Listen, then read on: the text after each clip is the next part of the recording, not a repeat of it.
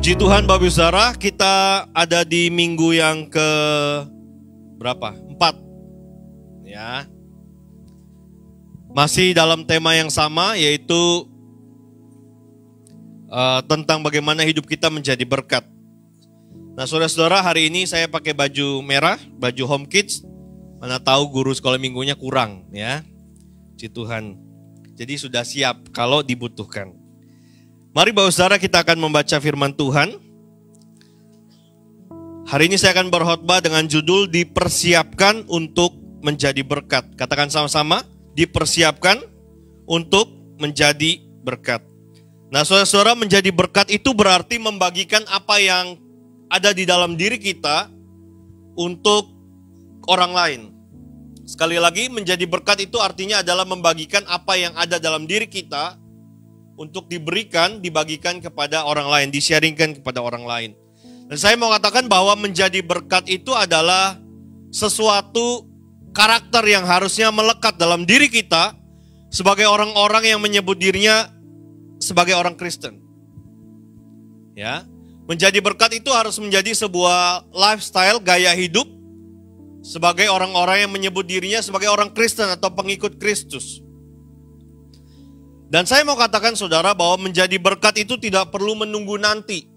Kita dapat melakukannya sesegera mungkin. Katakan amin. Ya. Kenapa saudara? Karena kita dibatasi oleh waktu. Kita terbatas. Kita memiliki limit yang namanya waktu. Ya. Dan selagi masih ada kesempatan, mari kita menjadi berkat buat orang lain. Ada amin? Yang pertama saudara, bagaimana kita dipersiapkan menjadi berkat, yaitu kita harus sadar bahwa kita dipilih untuk menjadi berkat. Ya, kita dipilih untuk menjadi berkat. Yohanes pasal yang ke-15 ayat yang ke-16. Yohanes pasal yang ke-15 ayatnya yang ke-16. Supaya Bapak Ibu menambah pengetahuan, hari ini saya akan berkhotbah dengan jenis khotbah namanya topikal. Topikal itu adalah sebuah topik, tema yang diangkat, lalu ayatnya dapat mengambil dari seluruh bagian dalam Alkitab. Ya, dari perjanjian lama, perjanjian baru boleh diambil. Itu namanya jenis khotbahnya topikal. Yohanes pasal 15 ayat yang ke-16. Firman Tuhan berkata, mari baca bersama-sama. Bukan kamu yang memilih aku, tetapi akulah yang memilih kamu. Dan aku telah menetapkan kamu supaya kamu pergi dan menghasilkan buah. Dan buahmu itu tetap. Supaya apa yang kamu minta kepada Bapa dalam namaku diberikannya kepadamu. Nah saudara-saudara, kita harus menyadari bahwa kita adalah orang-orang yang dipilih oleh Tuhan untuk menjadi berkat. Amin saudara. Coba tengok kiri kanan saudara, benarkah ini muka-muka yang dipilih oleh Tuhan untuk menjadi berkat? Amin ya saudara. Kita dipilih, ditetapkan dari sejak semula untuk kita bisa menjadi berkat. Bukan menjadi batu sandungan. Kita dipilih, ditetapkan dari sejak semula. Karena Tuhan punya rencana bagi setiap kita. Karena kita diperlakukan untuk menjadi berkat. Pertanyaannya adalah, apakah kita menyadari akan hal ini? Apakah kita sadar bahwa kita adalah orang yang dipilih Tuhan untuk menjadi berkat? Dengar baik saudara, bahwa kita semua dipilih dalam ketidaksempurnaan kita, amin. Kita dipilih bukan karena kita yang terbaik. Kalau saudara mengikuti kompetisi, misalnya Indonesia Got Talent, atau Indonesian Idol, atau apapun yang lainnya, saudara dipilih karena kelebihan, karena prestasi, karena keunikan, karena talent yang saudara miliki. Tetapi di dalam Tuhan, kita dipilih karena ketidaksempurnaan kita. Berapa banyak saudara menyadari bahwa hidup kita tuh sangat tidak sempurna. Kita banyak kekurangan. Kita banyak kelemahan. Kita banyak kali bisa melakukan kesalahan, saudara. Ya. Kita dipilih dalam ketidaksempurnaan kita untuk kita bisa mengalami kebaikan Tuhan. Kita dipilih dalam ketidaksempurnaan kita untuk bisa mengalami kebaikan Tuhan dalam hidup kita. Kita dipilih dalam ketidaksempurnaan kita untuk kita dapat mengalami kuasa Tuhan itu besar dalam hidup kita. Nah, seringkali orang tidak menyadari akan keadaan ini, saudara. Kadang-kadang kita lupa bahwa kita pun juga adalah orang yang tidak sempurna, yang mengalami kebaikan Tuhan, yang mengalami kasih Tuhan. Sehingga ketika kita menghadapi sesuatu yang tidak sejalan dengan hati kita, dengan keinginan kita, maka kita mulai mengeluh. Maka kita mulai bersungut-sungut. Maka kita mulai komplain sama Tuhan. Tuhan, kenapa keadaanku seperti ini? Padahal kita harus ingat bahwa kita dipilih karena ketidaksempurnaan kita. Itulah sebabnya sebagai anak-anak Tuhan, kita harus hidup berpaut dengan Tuhan. Saudara masih ingat tema gereja kita tahun ini? Ada yang masih ingat? Halo? Tahun 2023 tema gereja kita adalah tahun kekudusan dan keintiman dengan Tuhan. Ya. Kenapa saudara? Karena ketika kita menyadari ketidaksempurnaan kita dan kita dipilih untuk mengalami kebaikan Tuhan, kita dilayakkan untuk dapat mengalami pengalaman pribadi bersama dengan Tuhan, maka ketika kita menghadapi kehidupan yang tidak sejalan dengan keinginan kita, kita seharusnya bersyukur kepada Tuhan. Kita seharusnya menyadari akan hal ini bahwa kita pun juga adalah orang-orang yang tidak sempurna. Maka ketika kita melihat ketidaksempurnaan dalam diri orang lain, bukan seharusnya kita menuntut, katakan amin. Ketika kita melihat kekurangan orang lain, yang perlu kita lakukan adalah menolong dia untuk bisa menjadi pribadi yang lebih baik. Tidak hanya sebatas mengkritisi, tidak hanya sebatas mengomentari. Banyak orang bisa berkomentar, banyak orang bisa mengkritik, tapi tidak banyak orang yang dapat menolong orang lain untuk menjadi pribadi yang lebih baik. Saya berdoa biar jemaat di JKI Home adalah orang-orang yang bukan hanya melihat kekurangan orang lain dan mengkritisinya, tapi juga menolong orang itu untuk menjadi pribadi yang lebih baik. Amin, saudara. Tidak tahu bukanlah kesalahan. Tidak mau belajar adalah kesalahan. Orang yang tidak tahu tidak dapat kita salahkan. Harusnya kita ajari. Kalau kita merasa kita lebih tahu. Harusnya kita tolong, kita bimbing. Supaya dia bisa menjadi pribadi yang lebih baik. Firman Tuhan berkata dengan jelas bahwa Yesus sendiri mengatakan supaya kita pergi dan menghasilkan buah. Dan buahnya itu tetap. Atau kalau dalam bahasa Yunaninya disebutkan, pohon itu terus menghasilkan buah secara berkelanjutan. Jadi Tuhan menghendaki setiap saudara dan saya bukan hanya dipilih menjadi orang Kristen saja, menjadi pengikut Kristus, tetapi juga menjadi orang-orang yang pergi keluar untuk menghasilkan buah. Dan buahnya itu terus berkelanjutan. Tapi saya mau katakan begini saudara. Untuk saudara bisa menjadi berkat di luar, saudara harus bisa menjadi berkat di dalam rumah. Katakan amin. Saudara yang datang bersama dengan keluarga, saudara lihat kiri kanan saudara. Mungkin saudara bisa tanya, aku sudah jadi berkat belum buat kamu? Kakak, adik, suami, istri, orang tua, anak. Ya. Kenapa saudara? Karena kita harus ingat kita ini tidak sempurna. Jadi mungkin saja dalam perkataan kita atau perbuatan kita, kita bukan menjadi berkat tetapi menjadi batu sandungan.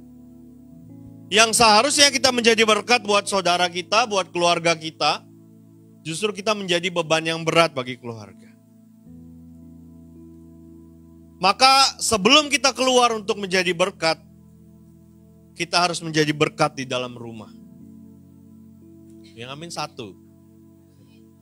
Ya. Nggak heran saudara, nggak heran. Kalau di dalam rumah tidak akur, tidak rukun, kebahagiaan tuh, joy, sukacita itu menjauh. Damai sejahtera itu sepertinya tidak ada. Apalagi berkat. Ya. Saudara ingat satu lagu yang cukup populer? Lagu anak-anak. Seperti minyak di kepala Harun yang mengalir ke jubahnya turun. Kesanalah Tuhan memerintahkan berkat kehidupan untuk selama-lamanya. Apabila kita hidup rukun. Jadi kalau saudara hari-hari ini mungkin banyak mengalami persoalan, saudara merasa hidup saudara kurang diberkati, jangan-jangan problemnya adalah saudara tidak punya kerukunan. Halo? Jangan-jangan tidak ada kerukunan di dalam rumah saudara. Ada halo? Ya, jangan-jangan di dalam rumah kita sering gegeran, saudara, sering bertengkar. Loh, kok ada suara-suara?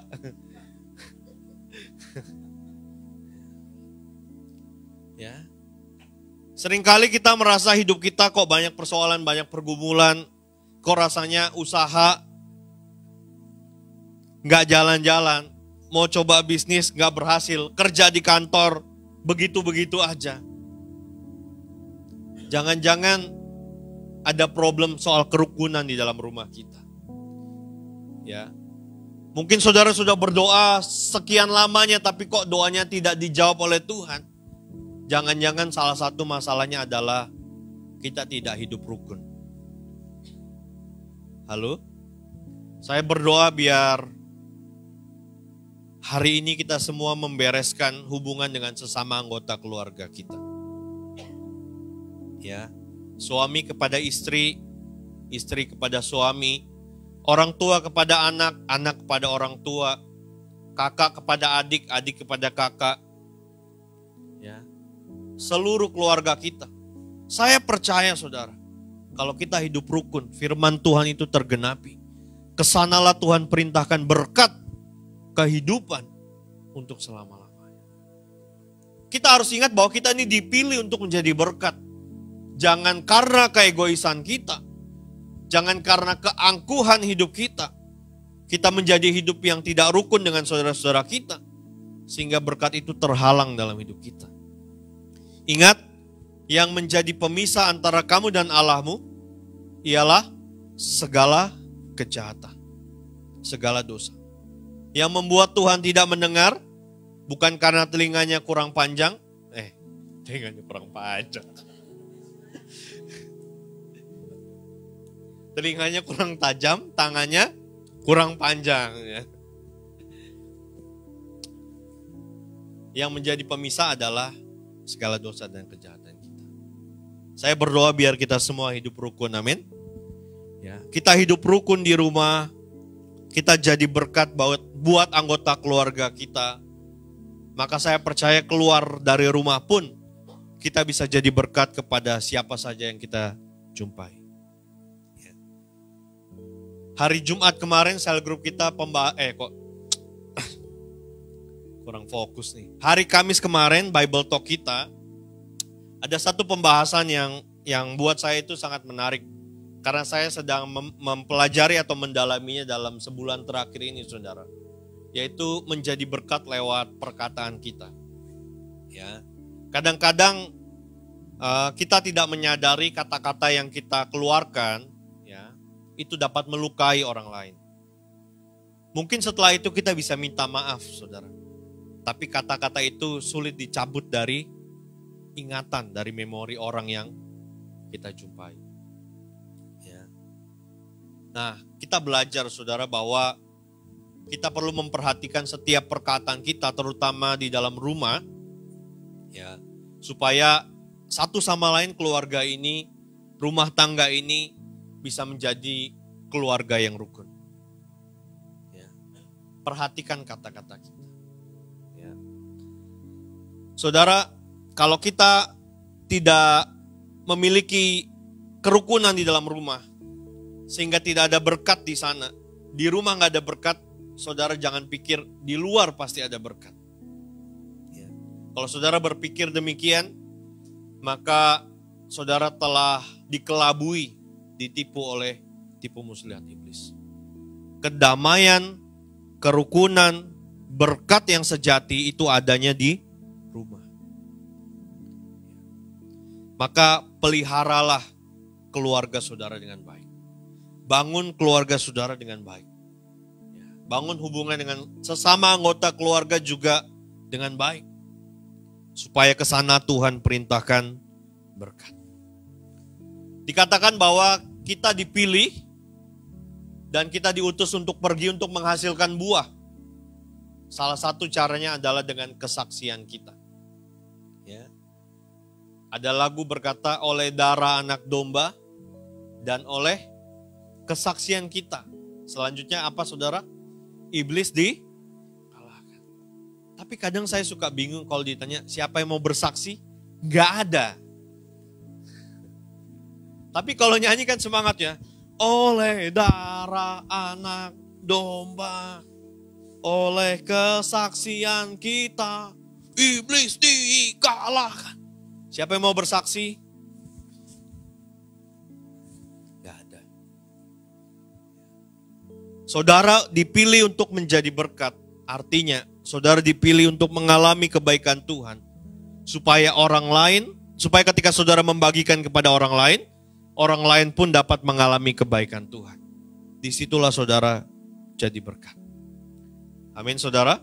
Yang kedua, bagaimana kita dipersiapkan untuk menjadi berkat adalah kita diuji melalui pergumulan untuk mengalami kemenangan. Mari kita lihat Kejadian pasal yang ke-45 ayat yang ke-8. Kejadian pasal yang ke-45 ayat yang ke-8.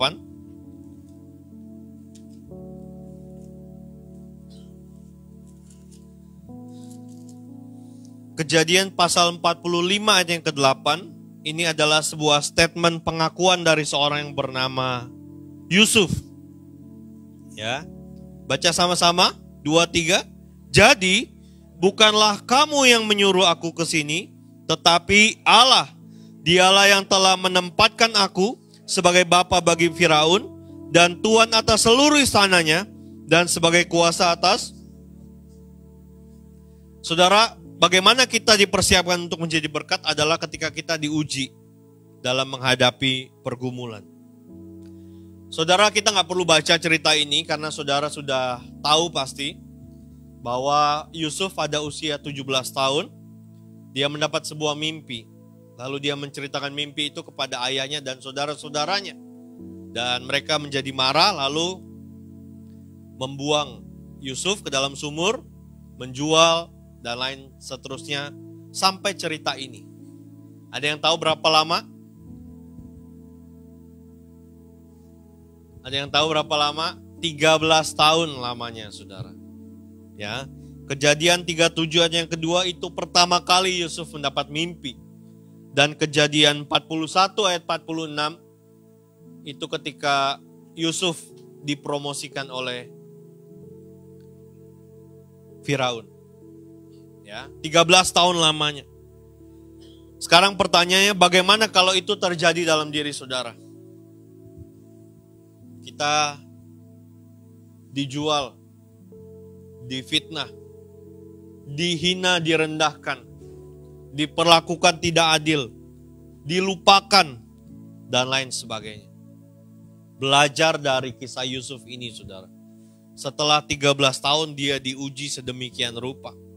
Ketika dia berjumpa dengan saudara-saudaranya, Yusuf tetap bisa mengampuni.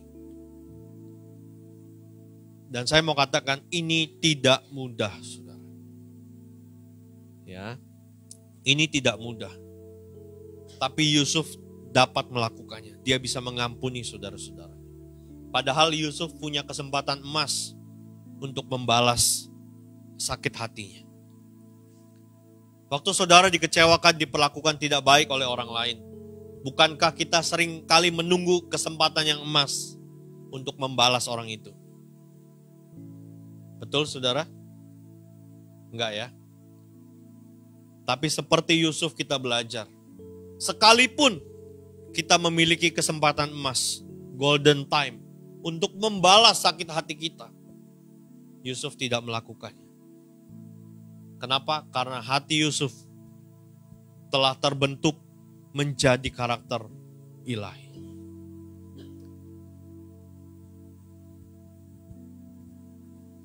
Saudara, Beberapa waktu yang lalu, saya dengan Ibu Gembala dan waktu itu ada Juni dan Clara, kami pergi ke suatu tempat. Ya.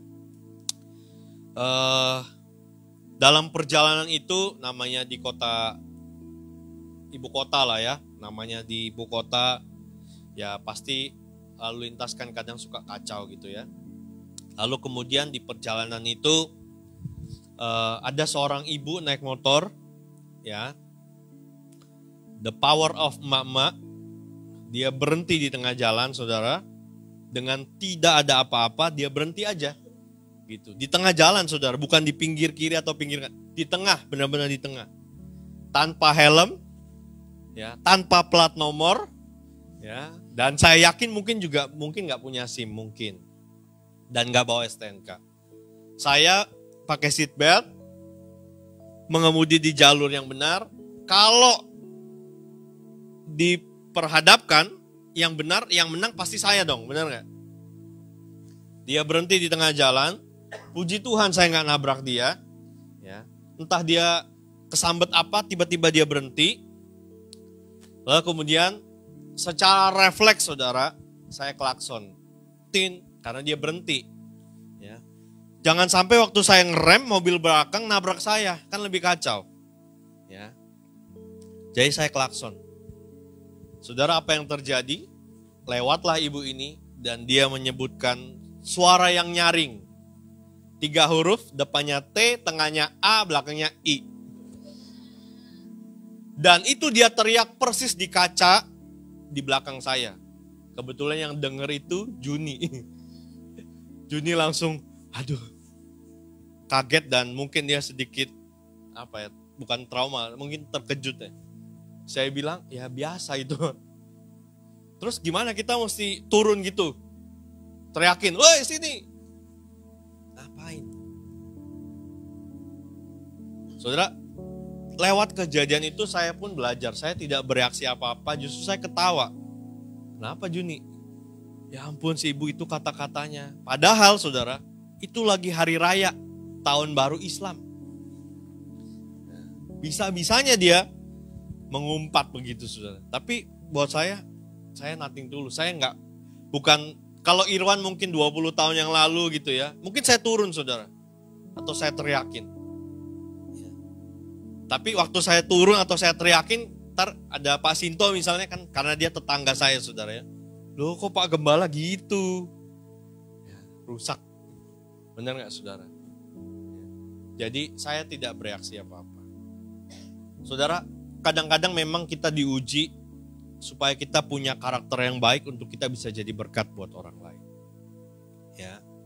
Ada kesempatan yang emas untuk membalas. Tapi Yusuf tidak pernah lakukan itu. Ada satu contoh lain saya mau sampaikan, saudara. Saudara tahu ada seorang yang bernama Abram. Ya. Dalam Kejadian pasal 12 kalau saya nggak salah. Tuhan memerintahkan Abram, pergilah ke negeri yang kutunjukkan kepadamu. Keluarlah dari Ur Kasdim. Lalu Abram pergi. Sampai banyak pengalaman pribadinya bersama dengan Tuhan. Dan salah satu peristiwa yang paling heroik, yang paling diingat sampai hari ini adalah ketika Abram harus mempersembahkan anaknya Ishak. Saudara dengar baik kalimat ini. Ketaatan Abram, ketaatan Abraham, kesetiaan Abram bukan terjadi pada saat dia hendak menyembelih anaknya. Bukan. Saya ulangi. Ketaatan Abram kepada Tuhan, kesetiaan Abram kepada Tuhan, bukan pada saat dia hendak menyembelih anaknya. Ketaatan Abram itu terjadi ketika dia melalui fase demi fase bersama dengan Tuhan secara pribadi. Abram ini orang yang bergaul karib dengan Tuhan. Mereka sering ngobrol-ngobrol. Makanya waktu Tuhan perintahkan keluar dari Ur Kasdim, Abram tidak bertanya sekalipun, kemana Tuhan? Dia keluar bawa istri dan keluarganya. Contoh lain lagi ketika Tuhan berfirman, engkau akan punya anak.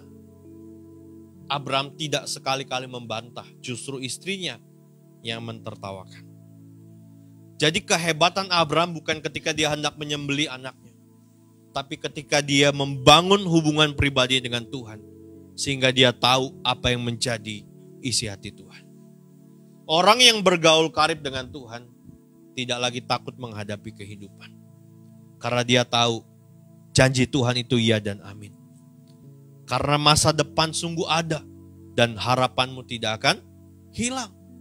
Rancanganku adalah rancangan damai sejahtera, bukan rancangan kecelakaan, untuk memberikan kepadamu hari depan yang penuh harapan. Satu contoh lagi, saudara. Ada seorang nabi, saya sebut nabi karena dia seorang yang cukup hebat, bernama Daniel. Kehebatan Daniel bukan ketika dia dimasukkan ke dalam gua singa. Baru di situ dia mempraktikkan imannya kepada Tuhan. Bukan. Kehebatan Daniel ketika Alkitab mencatat 3 kali dalam sehari ia berdoa kepada Tuhan. Maka ketika ia dimasukkan ke dalam gua singa, dia tahu Tuhan pasti akan menjaga dan memelihara dia. Sadrak, Mesak, dan Abednego, kehebatan mereka bukan karena mereka tidak terbakar di dalam perapian yang menyala-nyala. Kehebatan mereka karena mereka sudah teruji sebelumnya. Ketika mereka diperhadapkan kepada tentara-tentara raja dan dia berkata, sekalipun Allah yang kami sembah tidak menyelamatkan kami dari perapian itu, kami tetap tidak akan menyembah Allah yang Tuhanku dirikan. Jadi kehebatan seseorang, saudara, bukan pada saat dia menghadapi pergumulan, tapi ketika dia membangun hubungan pribadinya bersama dengan Tuhan. Kalau kita sering melihat orang-orang mengalami kemenangan dalam pertandingan hidupnya, bukan karena dia sudah terbiasa atau dia punya pengalaman, tetapi karena dia memiliki hubungan yang intim dengan Tuhan. Maka dia bisa melewati satu demi satu pergumulan di dalam hidupnya. Kalau hari-harinya kita diizinkan Tuhan untuk mengalami ujian, mungkin saja Tuhan sedang mempersiapkan saudara untuk sebuah kepercayaan yang lebih besar. Yang lebih penting adalah bagaimana kita meresponinya. Apakah kita meresponinya dengan baik? Apakah kita meresponinya dengan ucapan syukur? Atau justru kita bersungut-sungut? Justru disitulah ketika kita diuji, kesetiaan kita, ketaatan kita, ketekunan kita, komitmen kita terbentuk sehingga itu menjadi karakter yang melekat di dalam diri kita. Saudara, kesempatan untuk jatuh itu selalu ada. Dengar baik. Kesempatan untuk jatuh dalam dosa itu selalu terbuka lebar. Tapi kesempatan untuk hidup dalam kebenaran, saudaralah yang memutuskan. Kenapa, saudara? Karena masih banyak pria yang lebih tampan dan lebih kaya daripada saya. Tapi istri saya tetap setia. Di tengah berita-berita yang bertubi-tubi gak habis-habis. Si ini selingkuh, si ini, aduh. Makin baca berita tuh makin naujubillah bin jalik. Itu fakta, saudara. Kesempatan untuk berbuat dosa selalu terbuka lebar. Tapi kesempatan untuk melakukan firman Tuhan, saudara yang menentukan. Maka biarlah ketekunan, kesetiaan, ketaatan kita kepada Tuhan itu bisa membuat kita memiliki karakter ilahi. Bagaimana kita bisa menjadi berkat buat orang lain kalau kita sendiri belum teruji sebelumnya? Saya ambil contoh yang gampang, saudara. Saudara pernah belanja di supermarket ya, atau minimarket lah. Lalu pernah nggak kasirnya ngomong, maaf Pak, Bu, apakah 200 rupiahnya boleh didonasikan? Saudara jawab iya, tidak, atau gimana saudara? Ada yang tidak, tapi kebanyakan mungkin ya udahlah. Iya. Tapi pertanyaan saya saudara, saudara ikhlas nggak? Atau saudara di mulut sih ikhlas, tapi dalam hati ngedumel saudara. Padahal hanya 200 rupiah tidak mengurangi kemiskinan saudara, tidak membuat mereka menjadi kaya. Betul nggak saudara? Hanya gara-gara 200 rupiah hilang damai sejahtera kita. Heran, sekarang semua begini. Jangan-jangan saudara, jangan-jangan kita perlu dalam tanda kutip dipaksa oleh keadaan, baru kita mau berbagi. Betul ya? Sampai 200 rupiah aja kita pertahankan mati-matian. Sekali lagi saudara, gak mengurangi kemiskinan saudara. Tidak membuat saudara jadi miskin maksud saya. Ya. Kalau sampai ada karena 200 rupiah membuat saudara jatuh miskin, gereja akan bergerak menolong saudara. Untuk mengembalikan 200 rupiahnya tapi. Gak ada lah harusnya. Jangan karena 200 rupiah, di mulut bilang iya, tetapi di hati ngedumel. Saya tahu memang itu hak saudara, betul. Itu milik saudara, betul. Tapi ya sudahlah. Toh judulnya kan didonasikan. Berbagi. Bukankah dengan 200 rupiah saudara juga bisa jadi berkat? Maka tadi di awal saya katakan menjadi berkat itu tidak perlu menunggu nanti. Kita bisa melakukannya sesegera mungkin. Masalahnya kita mau atau tidak. Pilihannya di tangan saudara. Ada amin? Ya. Saya lupa antara Pastor Robi atau Pastor Darwin yang kemarin menyampaikan soal uang parkir. Yang sampai gak mau turun dari kendaraan. Ya. Gara-gara berapa? Atau Bu Esther ya saya lupa. Gara-gara 500 rupiah loh saudara. Oh sekarang 2000 ya? Oh Pak Farel ya? Iya. Ya anggaplah 2000. Masa iya saudara jatuh miskin gara-gara bayar parkir 2000 sih? Gak gitulah saudara. Ya udah, apa yang menjadi haknya dia, dia berikanlah. Amin saudara. Sekali lagi, jangan sampai kita dipaksa oleh keadaan baru kita mau jadi berkat buat orang lain. Yang terakhir saudara, saudara diberkati untuk menjadi saluran berkat. 2 Korintus pasal 8.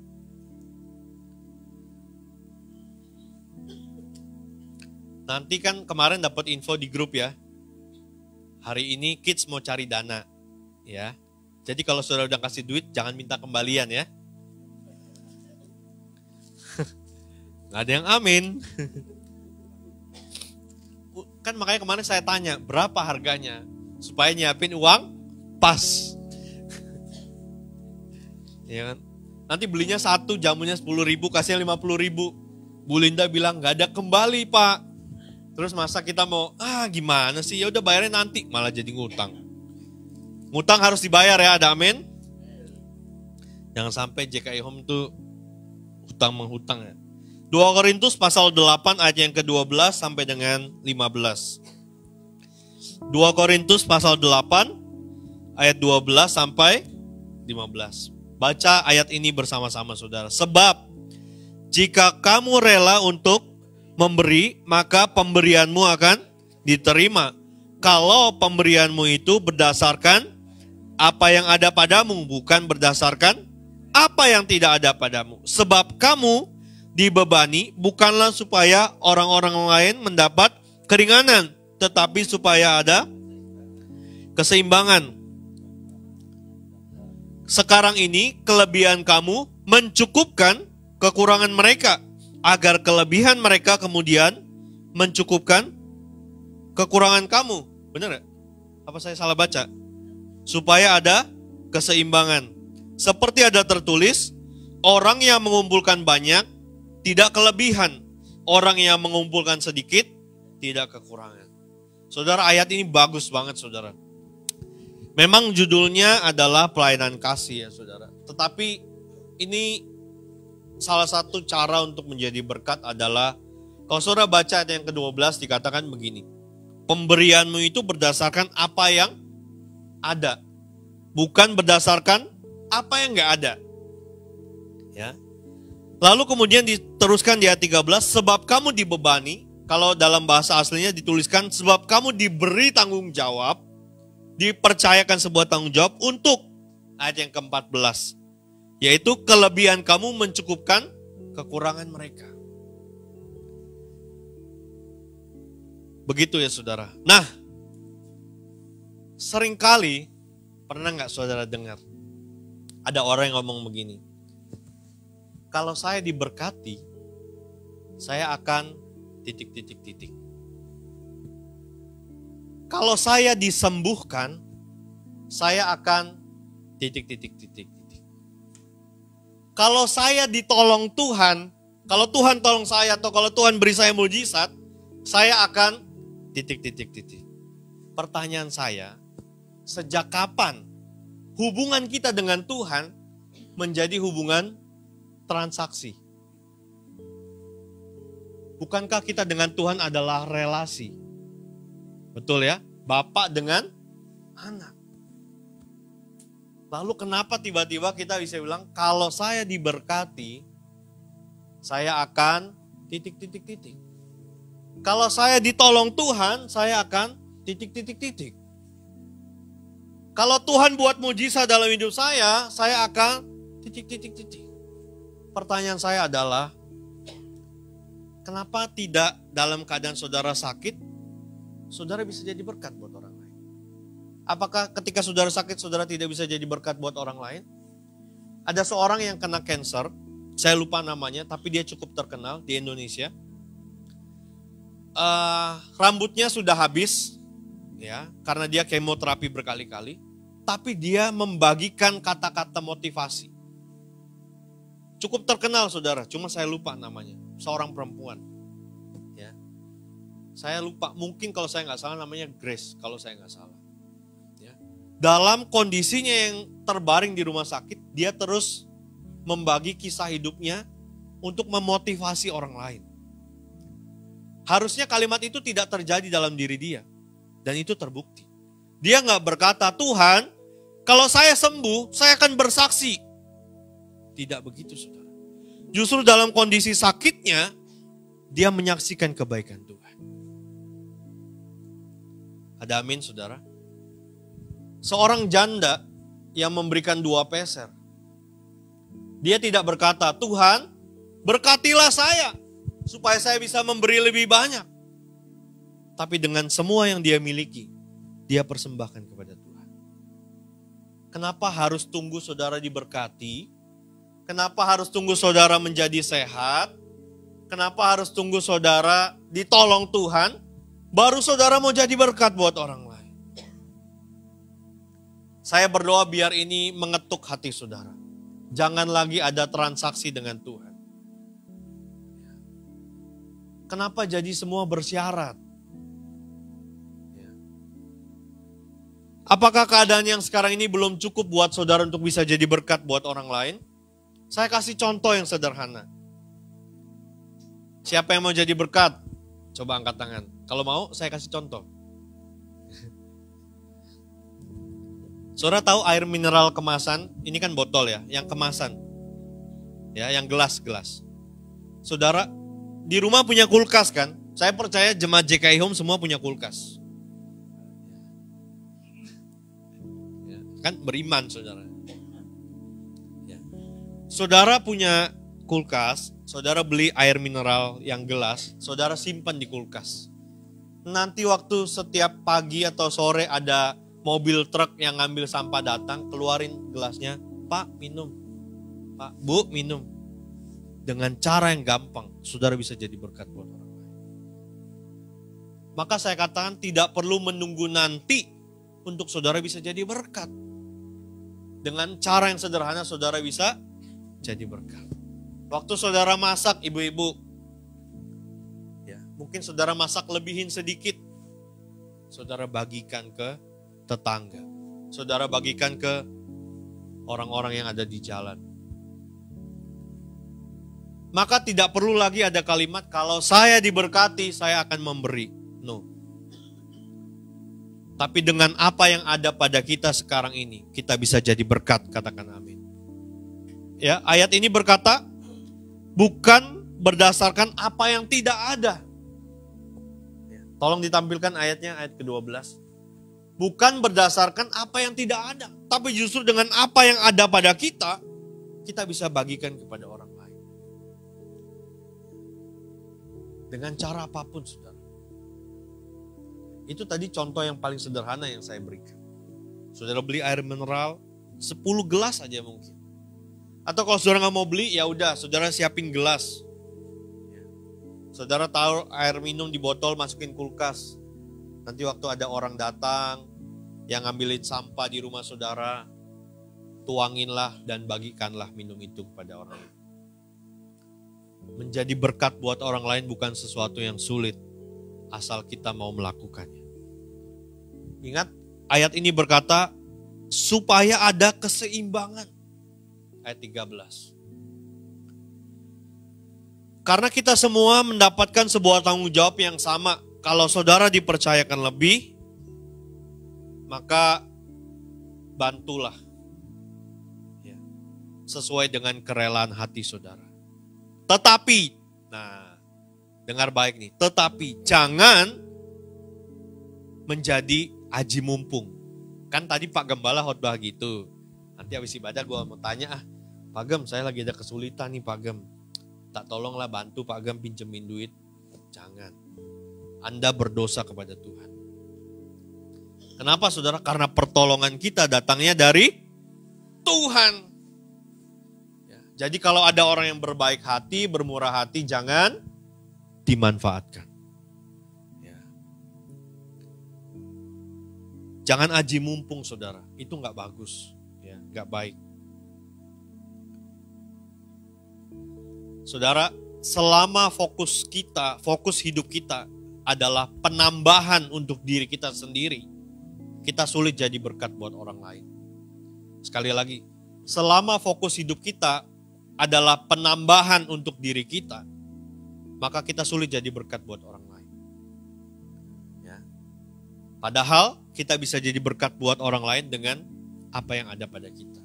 Waktu kita memberi, waktu kita membagikan, Tuhan akan memberi dan menambahkan apa yang kurang dalam diri kita.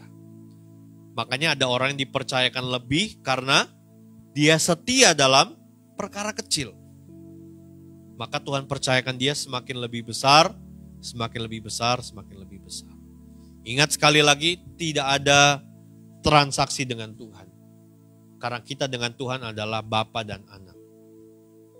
Ada amin saudara? Jadi mulailah menjadi berkat dengan apa yang ada pada kita. Saya memberi karena saya mengasihi Tuhan. Saya melayani karena Tuhan sudah melakukan yang terbaik dalam hidup. Tuhan sudah selamatkan hidup saya. Saya sungguh-sungguh dengan Tuhan karena Tuhan sudah tolong saya di tahun-tahun sebelumnya. Itu saudara. Ya. Bukan menjadi sebuah syarat. Saya berdoa biar saudara meresponi firman Tuhan ini dan menjadi berkat sesegera mungkin. Ya.